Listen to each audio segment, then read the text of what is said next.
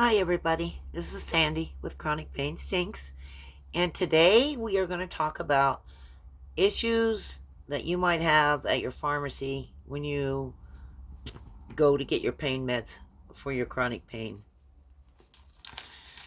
Oh, there's red lists, there's black lists. It's when I looked this subject up, it was very confusing. I had to do a lot of sorting. But first, let me tell you a story, and then I'll explain what I found out because I had problems at a pharmacy.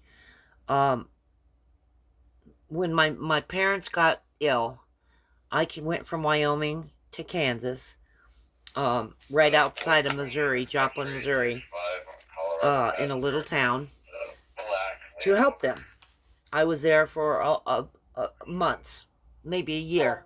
I was back and forth from my home here and to my parents' house, and or my husband was back and forth to my parents' house or to me. So anyway, um, I was trying to get my prescriptions. At that time, my surgeon was still taking care of me and writing my prescriptions for the pain. Um, he couldn't call them in because, of course, they're narcotics. At that time, you had to have the script in your hand. So he mailed them to me, which created some issues.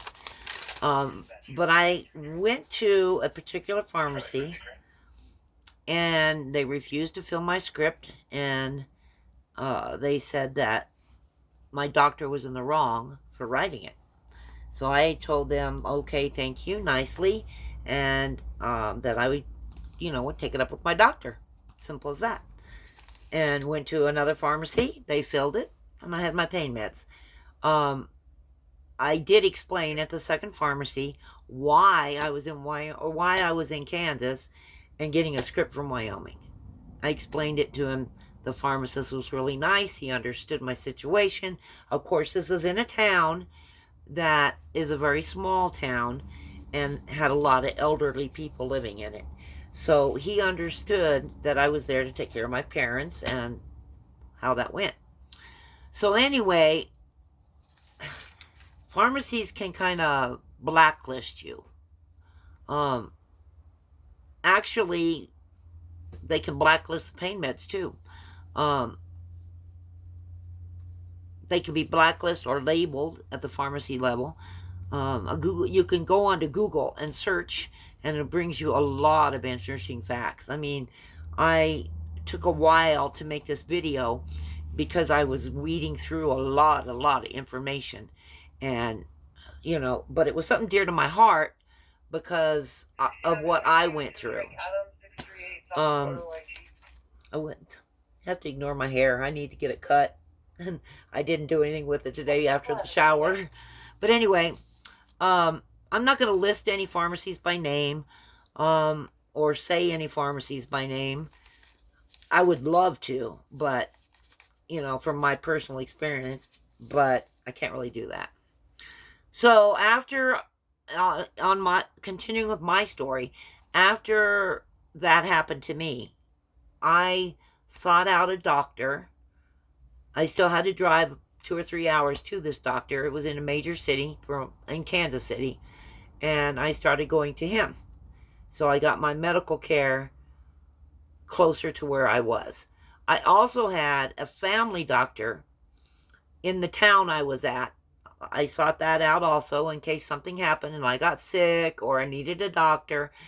So I made the appointment and I went in and met the doctor and explained to him why I was in Kansas, not in Wyoming, and gave him all my information, and he took care of my medical side of the things that were going on with me. And then I had to reach out to a doctor up in Kansas City that took care of my pain side. Now, this was before they came out with pain specialists. So he was just a regular family doctor, and the doctor I had in the town where my parents were was just a regular family doctor. So I had 2 doctors, one for my pain and one for my medical reasons. Now today, I see a pain specialist and then I have a regular doctor. So it's pretty much the same way, except for now, my pain doctor is an anesthesiologist, and she studied to be a pain doctor. And I have not had any prescription or any problems with my prescriptions, other than she has me on a very, very low dose that at times it hurts, but I don't want to go on any higher of a dose either. I was on a high dose when I was in Kansas, but I had to be because I was taking care of a 300-pound man that was wheelchair bound and a 95-year-old lady that was an emotional wreck. I should have seen the psychiatrist. Anyway, some pharmacies can actually blacklist the pain meds. And different pain meds, different pharmacies blacklist or refuse to fill certain pain meds. I mean, they just don't want to get into any kind of a lawsuit or any kind of any kind of addiction things that might be going on with somebody. They just don't want any part of trying to weed that out. So they could just completely refuse your prescription. They could receive, when a pharmacist goes to fill the prescription, they could receive back a red flag on your prescription. And that just simply means that the pharmacist, it's probably because of the medication itself, but the pharmacist has a duty at that point when they get a red flag to perform a reasonable inquiry to determine whether that script is legitimate before he dispenses it.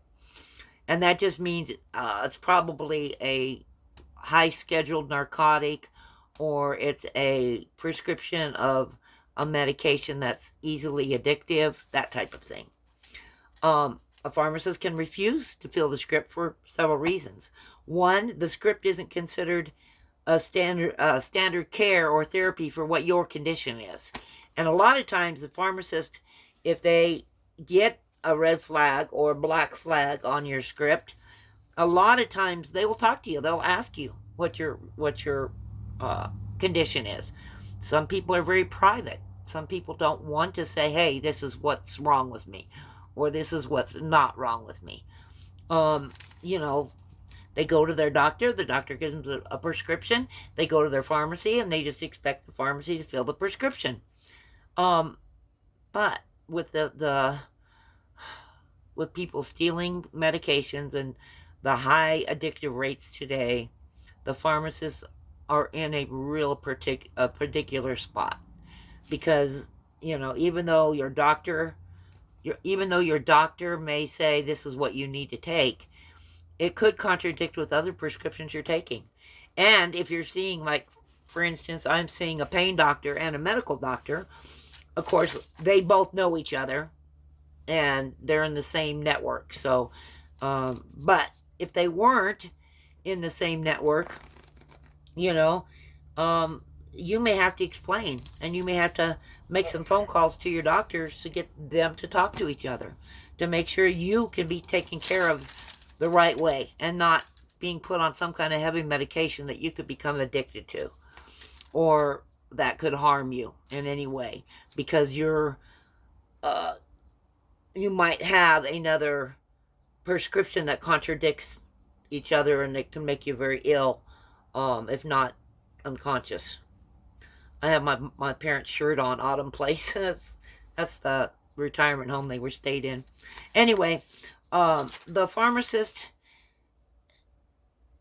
can refuse to fill a prescription if they feel that how would you say that?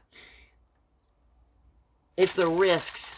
A pharmacist can refuse to fill a prescription if they feel the risks outweigh the benefits to you.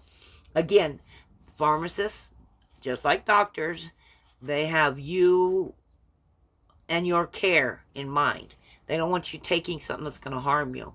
And a lot of times a pharmacist will know your whole prescription history because you've been going there and getting your medications filled, where a doctor may not even bother to look back and see, what you've done in the past or what medications you're on, that type of thing. And doctors see so many patients today. It's just not the when you go to the doctor, it's just not the type of care what we used to get, say, years ago, where the doctor knew all about you. He knew what you were taking, medicines he would take, and he knew if you had heart problems, he knew if you had thyroid problems, he knew if you had gallbladder problems, and he treated you accordingly. Today, you go in there and you tell them what you're in there for, and then they do whatever they do. And, you know, if you're unhappy with your doctor, I do encourage you, or unhappy with a pain doctor, I do encourage you to seek out another doctor or another specialist. Another reason a pharmacy might refuse a prescription is because they can't validate the script.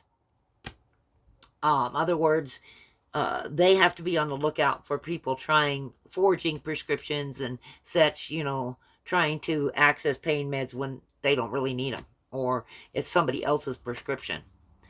A lot of red flags can pop up to the pharmacist. You know, does this patient that comes in and gets a narcotic, do they always pay in cash?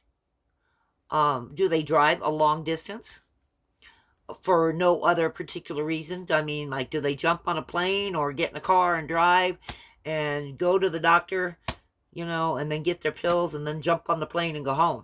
That's a big indication that there's something going on. And so the home addresses are a big thing that the pharmacy does look at.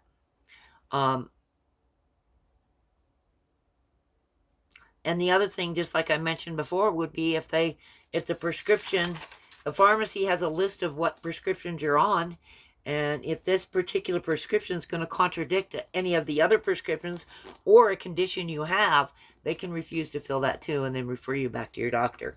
Now, my story, I did end up complaining to the corporation's home office. They, of course, were on their pharmacist side.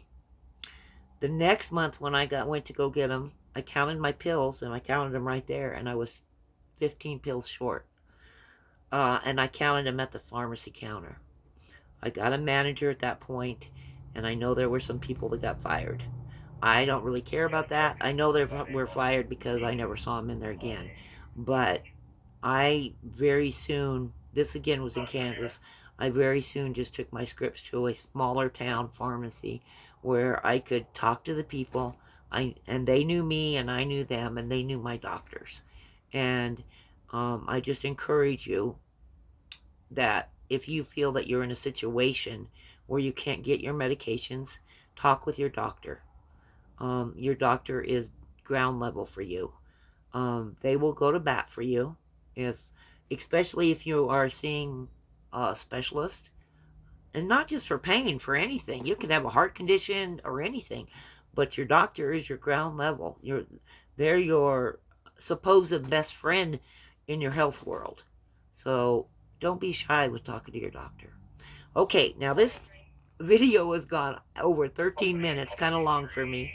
So I'm going to bid you farewell. And I very much hope that everybody stays healthy. Thank you. Bye-bye.